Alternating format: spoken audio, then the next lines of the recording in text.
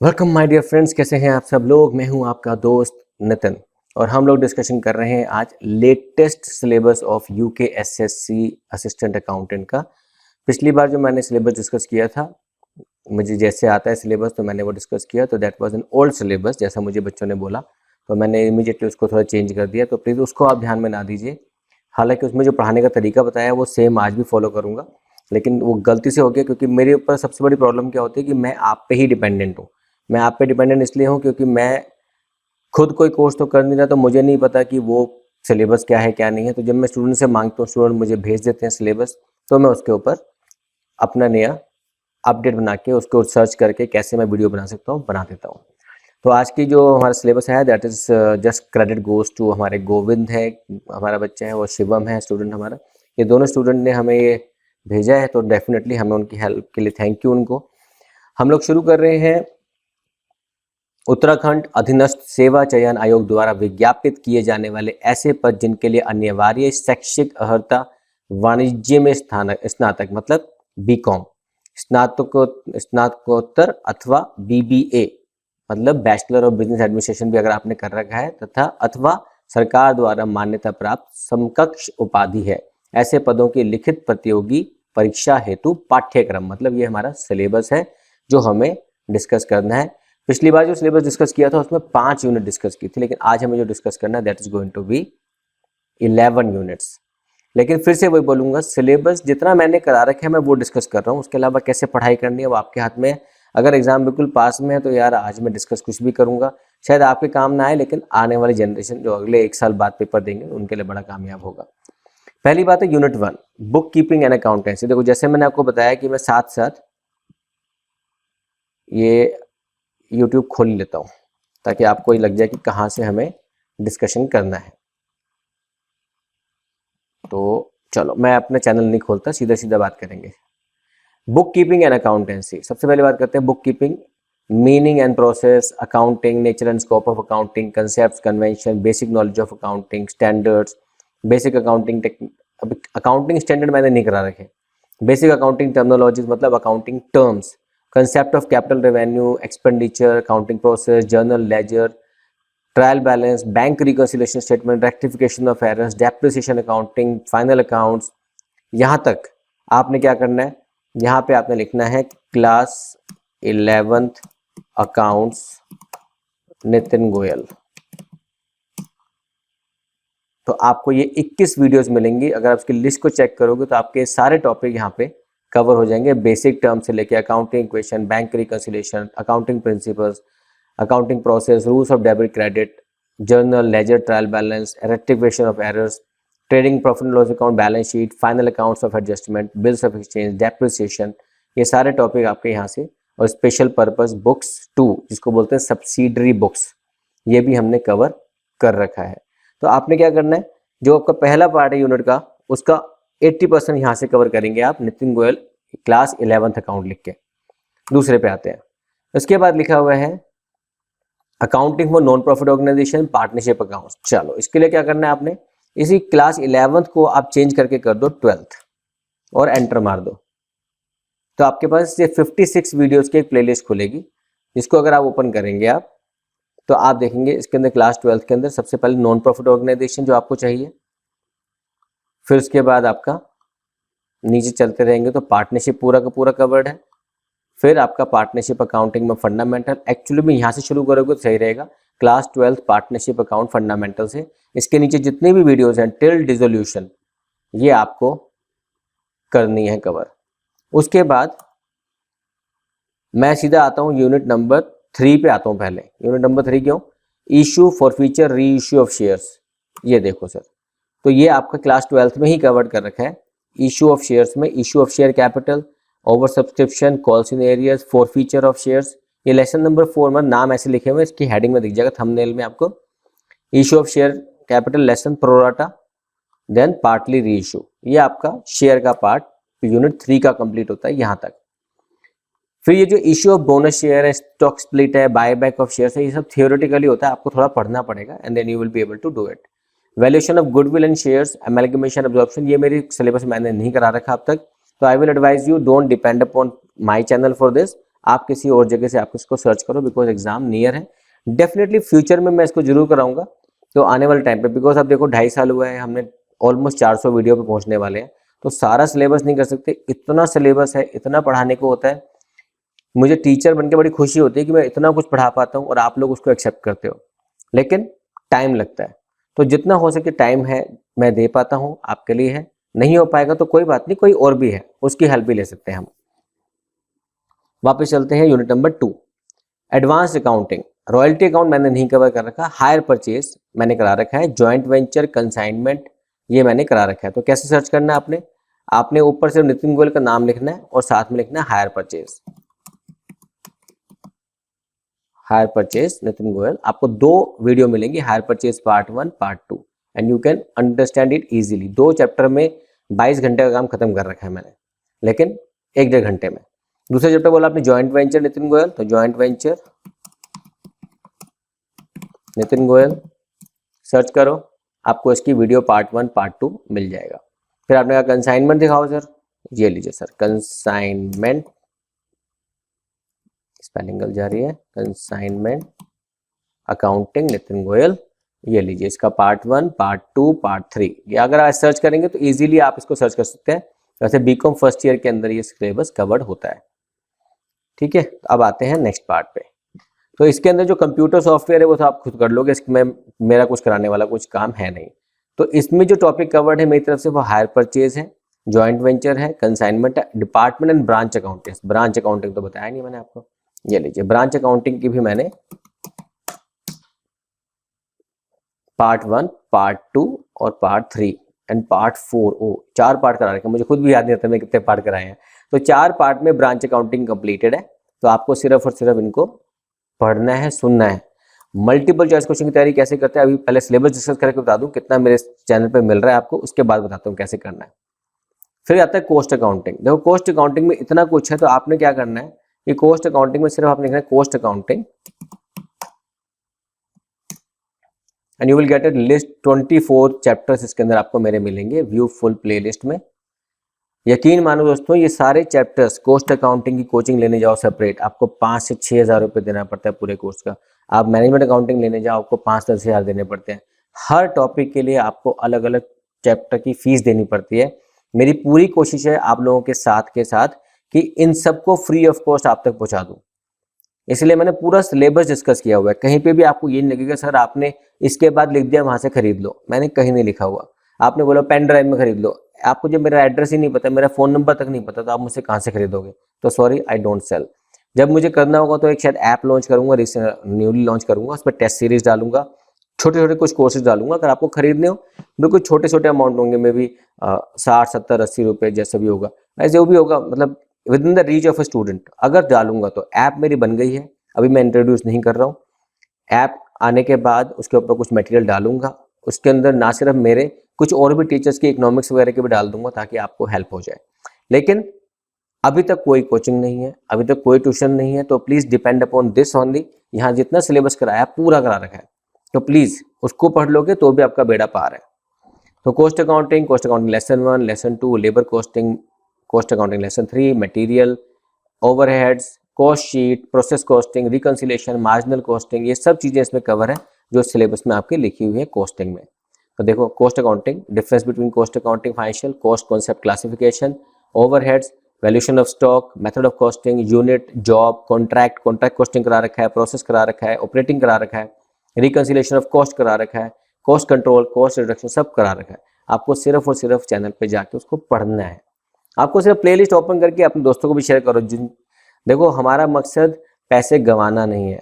अगर आपको मेरी मदद से आपके घर के अंदर सपोर्ट दे सकते हो। एक बड़ा अच्छा फिल्मी डायलॉग देखा था मैंने, बड़ा अच्छा लगा था मुझे, कि एक गरीब माँ ने अपने बेटे से पूछा कि बेटा तू अपना पढ़ाई करता है, हमसे खर्चा भी नहीं लेता। तो उसने कहा नहीं, मेरे को ज़रूरत भी नहीं है। तो मेरी माँ ने बोला कि तू ये खर्चा नहीं लेता, ये भी बहुत बड़ी हेल्प है हमारे घर के लिए। तो ऐसे बहुत सारे घर होते हैं हमारी लाइफ के अंदर जहाँ पे खर्चे के लिए पैसे नहीं है। अगर आप खर्चा नहीं लेंगे तो भी एक हेल्प करते हैं घर के अंदर आप, ठीक है। तो मेरा एक कंट्रीब्यूशन आपके साथ कि कोशिश करो कि आप यहाँ से पढ़ के अपनी मम्मी पापा की हेल्प कर पाओ। फिर आते हैं financial management and management accounting. देखो फाइनेंशियल मैनेजमेंट मैंने कवर नहीं किया हुआ, लेकिन अगर आप फिर से, जैसे मैंने बताया था पहले भी, लेकिन अगर आपको इसका एक ओवरव्यू चाहिए तो फाइनेंशियल मैनेजमेंट नितिन गोयल लिखोगे तो आपको 2 वीडियो मिलती हैं, जिसके अंदर आपको सेकंड वाले पे फोकस करना है, ये सिलेबस एंड ओवरव्यू, जिसको अभी 23,000 बच्चे देख चुके हैं आज तक।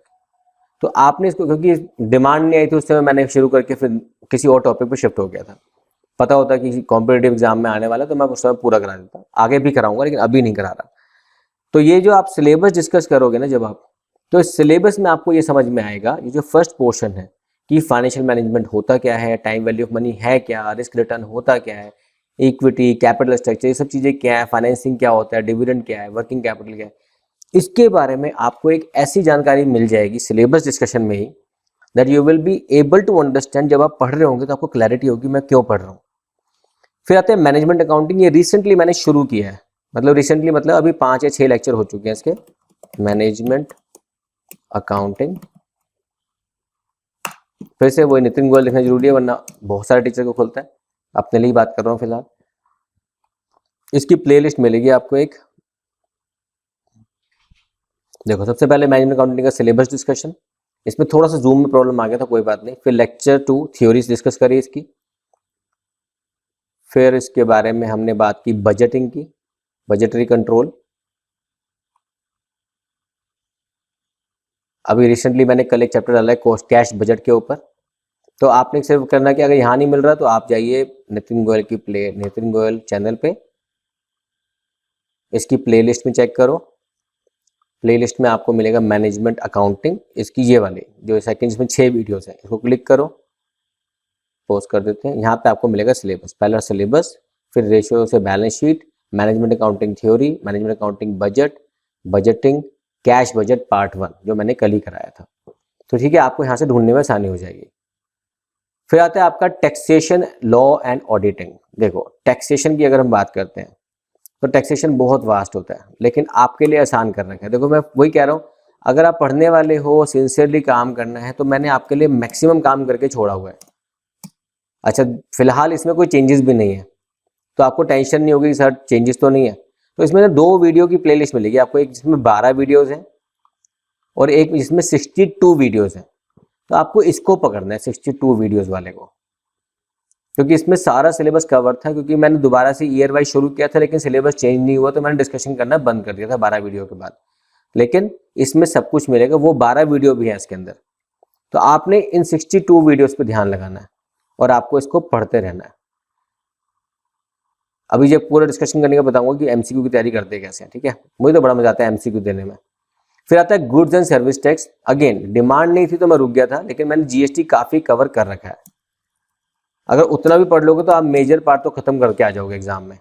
जीएसटी की इसमें 10 वीडियोस बना रखी है मैंने डे 10 के हिसाब से। तो डे 1, डे 2, 3, 4, 5, 6, 7, 8, 9, 8 डे 8 तक मैंने करा रखा है, रजिस्ट्रेशन तक। उसके बाद डिमांड नहीं आई थी तो मैं भी चुप हो गया। मैं चलो जब बच्चे मांगेंगे तब देखेंगे। अब दोबारा मांग रहे तो नया जीएसटी में जो चेंजेस आएंगे फिर बनाऊंगा, लेकिन अभी यहाँ तक तो आपको बेसिक जानकारी जितनी चाहिए एग्जामिनेशन पॉइंट ऑफ व्यू से वो यहाँ तक कंप्लीट कर लोगे तो भी आपका बेड़ा पार है। फिर आता है अगला, जिसमें है ना सारे सब चीज़ें क्लियर है। जीएसटी क्या है, सीजीएसटी क्या होता है, एसजीएसटी क्या है, यूटीजीएसटी क्या है, सब मैंने कवर कर रखा है। So no need to worry sir, पक्का करा दो। हाँ जी, जितना करा है उतना करा है। रजिस्ट्रेशन तक सब कुछ करा रखा है, supply of goods and supply भी करा रखा है। बाकी आपका जो बचेगा आप इधर उधर से कर सकते हो। मतलब एक होता है ना, एक शॉप खोल दिया आपके लिए जिसमें कोई पैसे नहीं देने आपको सिर्फ सपोर्ट करना है चैनल को। तो चैनल को सपोर्ट करने के 2 तरीके बता रखे हैं। एक तो आप शेयर करते जाओ जितना हो सकता है बच्चों को, क्योंकि सिर्फ आप ही का सिलेबस नहीं हो रहा है, 11th का, 12th का, बीकॉम, बीबीए, एमबीए, जितना मुझे आता है, आज 21 साल हो गए पढ़ाते हुए, जितना मुझे आता है मैं देना है दुनिया को। मुझे अपने पास रखना नहीं है, सब कुछ देना है मुझे। जितना दूंगा उतना मुझे मिलेगा। और दूसरा, बीच में कभी ब्रेक आते हैं उसको इग्नोर कर दिया करो। मतलब इग्नोर करने की जगह तो उसको पेशेंस से थोड़ा 2-4 मिनट रुक जाया करो, क्योंकि वो सपोर्ट है चैनल को। जो बीच में ब्रेक आएंगे 1-2 बार, तो अगर ब्रेक को अगर आप जल्दी से पेशेंस लूज ना करो तो वो चैनल को सपोर्ट मिल जाता है उस चीज़ से। और चैनल को सपोर्ट मिलता है तो हम कई बच्चों की हेल्प कर पाते हैं जिनको चाहिए कुछ। बिजनेस रेगुलेटरी फ्रेमवर्क में Indian contract act, sale of goods act, partnership act, यहाँ तक की बात करता हूँ पहले मैं। तो आपने क्या लिखना है, यहाँ पे लिखना है आपको एक word, business law Nitin Goyal. देखो, और आपको मिलेगी प्लेलिस्ट 24 चैप्टर्स की। अब इस 24 चैप्टर्स में आपको क्या क्या मिलेगा, इंडस्ट्रियल लॉ का सिलेबस छोड़ दो, वो लेक्चर 1 देखो यहाँ पे सबका लिखा है, लेक्चर 1, लेक्चर 2, लेक्चर 3, लेक्चर 4 ऐसे करके। अगर आप इनको पढ़ना शुरू कर देंगे तो आपके पास Indian contract act, sale of good act, partnership act तक तो हमारा सारा कवर हो जाएगा, ठीक है। तो सेल ऑफ गुड एक्ट वगैरह तक और लॉ ऑफ पार्टनरशिप एक्ट तक खत्म हो जाएगा। तो ये 3 लॉ तो आपके मैंने करा रखे हैं, Indian, sales, partnership. Negotiable instrument, अगर आप बैंक्स में जाते हैं तो चेक कैसा होता है, प्रॉमिसरी नोट कैसा होता है, उसके बारे में डिस्कशन होता है। Information technology act, companies act, consumer protection act, SEBI act, IRDA act. आप देख लो कि आपकी तैयारी IAS के लेवल की तैयारी हो रही है, ठीक है। फिर ऑडिटिंग, ऑडिटिंग करने के लिए सिंपल आपने फिर से लिखना है, देखो ऊपर हेडिंग, मैं सिर्फ तरीका बता रहा हूँ कि मेरे पास आपके लिए क्या क्या है, तो मुझसे ट्यूशन पढ़ने की जरूरत क्या है आपको। ये 4 घंटे मैंने पूरा ऑडिटिंग कवर कर रखा है। अगर आपको लगता है 4 घंटे एक साथ कैसे बैठेंगे, कोई बात नहीं, ये लो, ये 19 वीडियो की ऑडिटिंग की प्ले लिस्ट है, इसे क्लिक करो और अपने कान में लगाओ हेडफोन, पीछे हो जाओ आराम से और सुनते चले जाओ। एक चैप्टर खत्म, दूसरा चैप्टर खत्म, बीच में मेरी बकवासबाजी आती रही कि कोई बात नहीं, थोड़ी सुनते रहना। लेकिन अगर सुनते भी चले जाओगे ना तो MCQ के टाइम आपको दिमाग में रहेगा इसका आंसर क्या होगा। क्या होता है MCQ के अंदर ना, दिल से आवाज निकलती है, ये आंसर सही है। क्यों निकलती है? क्योंकि आपने पढ़ा होता है। तो मेजोरिटी ऑफ टाइम जो आपके अंदर से आवाज निकलती है ना, ये आंसर है, पहली बार में निकलती है, ये आंसर है, तो वही आंसर होता है। लेकिन उसके लिए पढ़ना पड़ता है, तुक्के नहीं। फंडामेंटल ऑफ इकोनॉमिक्स की बात करें तो डेफिनेटली ये मैंने टॉपिक अभी कवर नहीं कर रखे हैं, लेकिन कुछ शुरुआत दे रखी थी इकोनॉमिक्स के बारे में। लेकिन आई विल रिकमेंड मुझ पर डिपेंड ना करें इसके ऊपर, मैं इसको छोड़ता हूँ फिलहाल। फिर आता है बिजनेस मैनेजमेंट। चलो अब फिर से सर्च करते हैं, आपने ऊपर लिखना है business organisation and management, business organisation and management, B Com first year, Nitin Goyal. चलो 17 वीडियोस का एक सिलेबस मैंने बना रखा है, प्लेलिस्ट देखेंगे अगर इसकी हम, तो इसमें आप चेक करेंगे तो आपको एक पर्टिकुलर डेट पे आने के बाद आपको मैनेजमेंट मिल जाएगा आपको, ठीक है। तो मोटिवेशन एंड ऑल मैनेजमेंट, तो आपको इसमें ना 2 से 3 वीडियो के बाद अगर चेक करोगे तो आपको मैनेजमेंट का सारा मिलना शुरू हो जाएगा। तो मैनेजमेंट के अंदर क्या क्या कवर होता है देखो, मैनेजमेंट थॉट्स, प्लानिंग क्या होती है, स्ट्रेटेजी क्या है, डिसीजन मेकिंग क्या है, पोस्ट कोर क्या होता है। किसी को तो पता नहीं, तो पोस्ट कोर कोई नया वर्ड है? नहीं, कुछ नहीं है, देखो उसको टुकड़े करो। Planning, organising, staffing, directing, controlling, coordinating, then review and then budgeting, ऐसे कुछ नाम होगा। हाँ देखो साहब लिखा हुआ है, planning, organising, staffing, directing, coordinating, reporting and budgeting, ठीक है। मेरे को 99% आता था। Corporate social responsibility, corporate governance, business ethics. Corporate governance तो जब ऑडिटिंग पढ़ोगे ना, ऑडिटिंग पढ़ते पढ़ते कॉर्पोरेट गवर्नेंस क्लियर हो जाएगा आपका। फिर MIS, recent trend, okay. Business statistics पे आते हैं। मैं तो बड़ा खुश हो रहा हूँ देख के कि मैंने कितना कुछ करा रखा है इतना टाइम लगाया हुआ है देखो आपके साथ, और सब आप लोगों के कारण। तो आप लोग मांगते रहते हो, मैं बोलते रहता हूँ, आपने कहा ये पढ़ा दो, टाइम जैसे निकला पढ़ाना शुरू कर देता हूँ। आना भी चाहिए, जितना आता है उतना। स्टैटिस्टिक्स की बात करते हैं तो लिमिटेशन क्या है, स्टैटिस्टिक कलेक्शन, ये सब थ्योरी पोर्शन मैंने नहीं करा रखा। लेकिन यहाँ से शुरू करूँ तो मेथड्स ऑफ सैम्पलिंग, नहीं ये छोड़ दो, ये theoretical distribution and all, time series analysis, dispersion, regression, correlation, statistical. तो आपने क्या करना है, इसमें मैं ऐसे बता नहीं पाऊंगा कि क्या क्या मैंने कवर कर रखा है, क्योंकि इस बिंग लॉन्ग टाइम मैंने कराया था। स्टैटिस्टिक्स बाय नितिन गोयल लिखिए, आप आपको प्लेलिस्ट मिल जाएगी, एक 26 वीडियोस इसमें कवर कर रखी है। तो measure of central tendency and all, अगर आप टाइम दे पाओगे, तो मुझे पता है आपके पास टाइम अभी कम है, लेकिन टाइम दे पाओगे अगर, तो ये सब चीजें कवर आप कर सकते हो। मैक्सिमम, सारा कुछ नहीं करा सकता मैं अभी। फिर ये टॉपिक ऐसे है, मनी, फाइनेंशियल मार्केट, बैंकिंग, ये सब चीजें मैंने अपने चैनल पर नहीं करा रखी है, फिलहाल नहीं करा रखी। लॉन्ग टर्म में बात आगे देखूंगा, कराऊंगा तो करा दूंगा, अभी नहीं करा रखी। मुझे आती है लेकिन मैंने कराई नहीं, टाइम भी होना चाहिए ना। लेकिन अगर आप इन सब चीज़ों के बारे में पढ़ेंगे तो you will be interested to know about your economy, अपने इन्फ्लेशन का मतलब क्या होता है, बैंकिंग क्या काम करता है, मनी का क्या रोल है, मनी के कितने टाइप्स होते हैं। अगर आपने बाई चांस मैक्रो इकोनॉमिक्स कर रखी है तो आपने पढ़ा होगा M1, M2, M3, M4, like money के का फिर रोल आपने इसके अंदर पढ़े होंगे, वो सब चीज़ें इसमें कवर होती हैं। फिर हम बात करते हैं यूनिट 11 की, that is about business communication. ये एक टॉपिक ऐसा है जो कि मैं अभी नहीं ले रहा हूँ, लेकिन कभी ना कभी जरूर पढ़ाऊंगा। इसके अंदर आपका डिस्कशन होता है आपका verbal, non verbal communication, types of communication, writing skills, business language क्या होती है, ओरल प्रेजेंटेशंस क्या होती है, ऑफिस कॉरेस्पॉन्डेंस मतलब ऑफिस के अंदर इंटरनली एक डिपार्टमेंट से दूसरे डिपार्टमेंट में चिट्ठी लिखनी है, बॉस अगर एम्प्लॉय को लिखता है, तो इस तरह की चीज़ों को हम इसमें कवर करते हैं। And report writing of any event. तो अब आपने क्या करना है, 11 यूनिट्स के बारे में डिस्कशन तो मैंने आपको कर दिया। अब एग्जाम क्योंकि पास में है, तो आपने करना क्या है दोस्तों, एक क्लैरिटी दिमाग में रखनी है। ये सारे सिलेबस के हिसाब से अब सब कुछ तो पढ़ नहीं पाओगे, देखो अभी टाइम नहीं होगा इतना, लेकिन कान खोल सकते हैं अपने हम। कान क्यों खोलने हैं, आपने क्या करना होगा, अपने कान खोल लीजिए और हेडफोन लगा लो, और जो जो पढ़ना है बस पढ़ते चले जाओ। ज्ञान ऐसी चीज है जो जितना बटोर लोगे इस समय बटोर लो, टाइम नहीं है हमारे पास।